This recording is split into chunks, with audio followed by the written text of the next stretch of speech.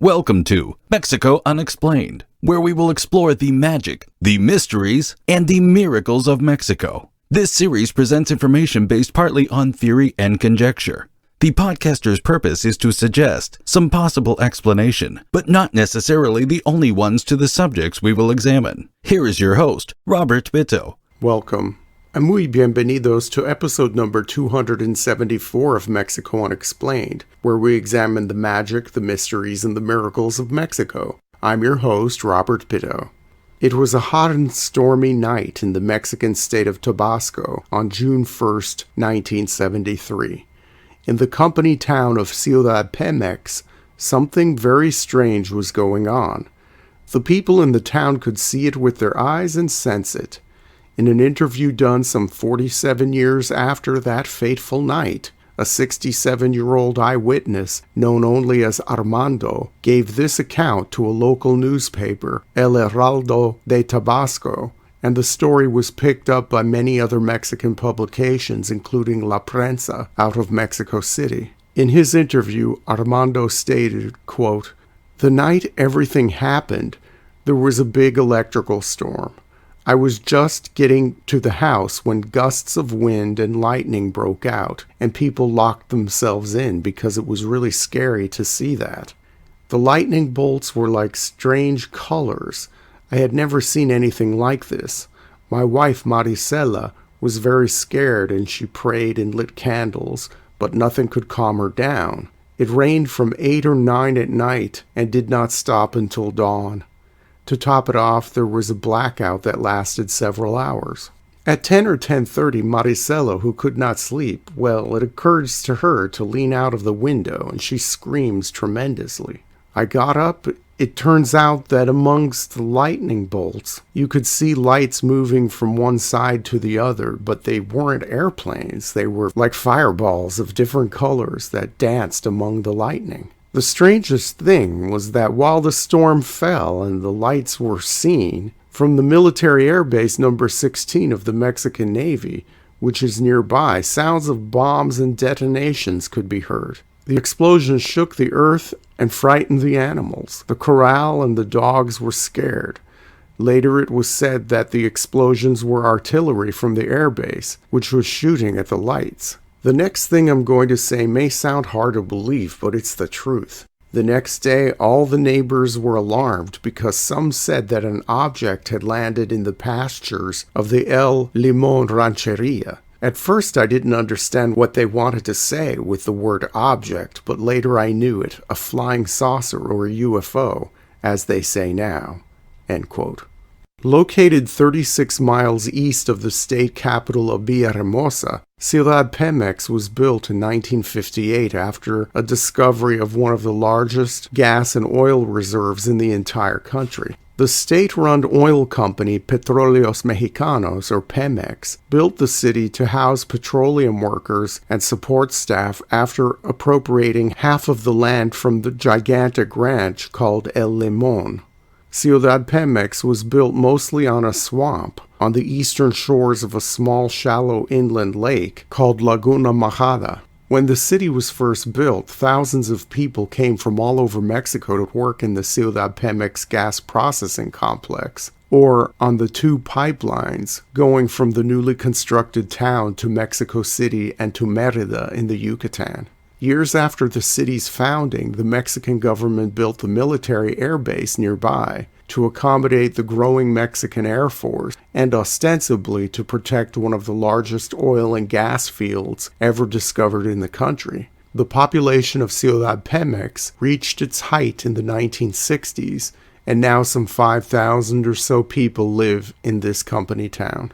The events of that June day in 1973 were experienced by thousands of people, but few would come forward to talk about it all until decades later, even though what happened attracted the brief attention of the press at the time. Many people saw the multicolored lights display of the storm and strange objects moving about the clouds. They heard large boom sounds coming from the direction of the military base, and some townsfolk assumed that the Mexican Air Force was doing battle with the aerial objects. The intermittent blackouts throughout the night caused another level of fear among the people of Ciudad Pemex. The storm, the strange lights, and the blackouts lasted until dawn. In the morning after the storm passed, there were rumors around town that one of the mysterious flying objects had crashed in a grassy cow pasture on the El Limón Rancho. A group of university students went out to the ranch to investigate. On their way to the crash site, the small group of youths encountered a man named Rogelio Ramos, a squatter who lived in a remote part of the ranch in the vicinity of the alleged landing site. Senor Ramos claimed to have seen the UFO take off from the cow pasture and pointed the young students to a general area.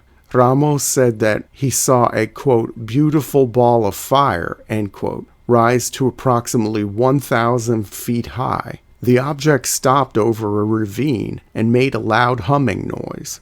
It then shot across the sky, eventually disappearing.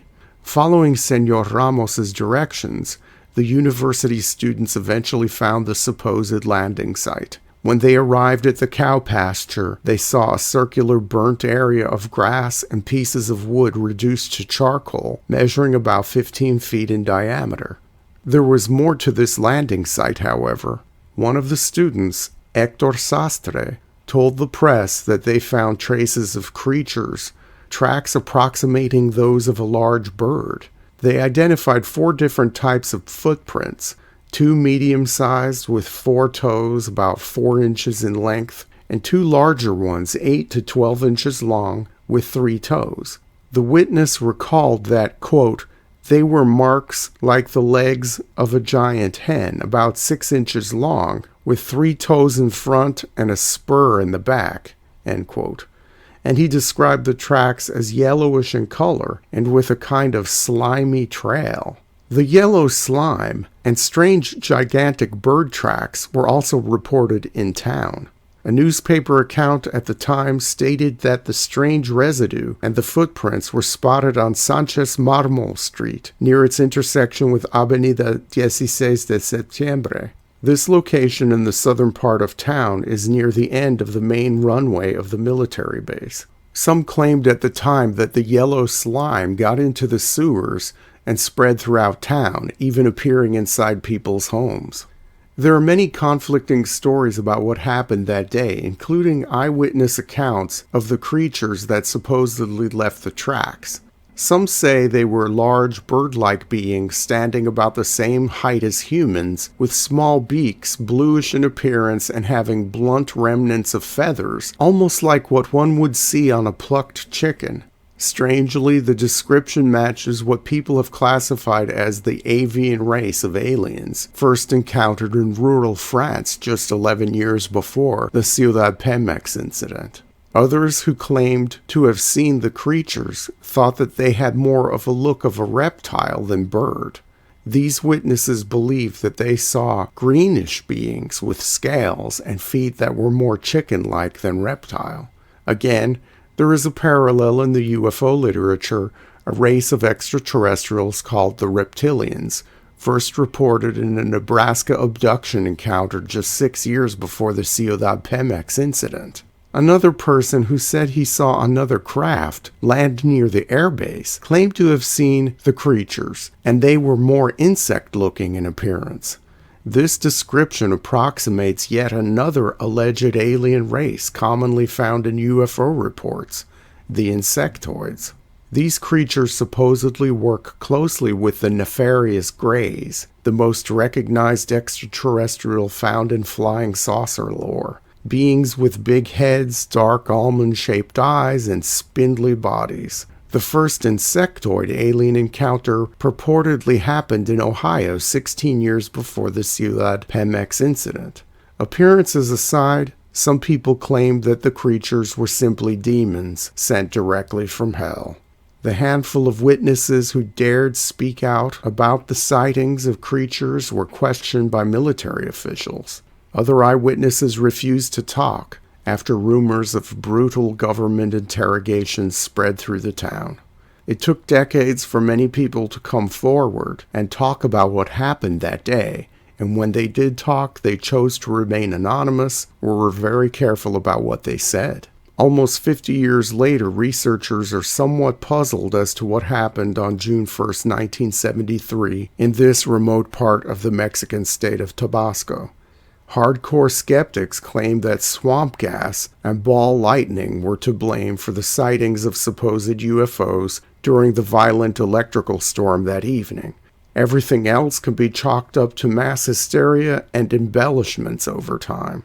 The claims of artillery fire from the base can be explained away as simple thunder, and the blackouts can be justified as being the byproducts of such an intense storm.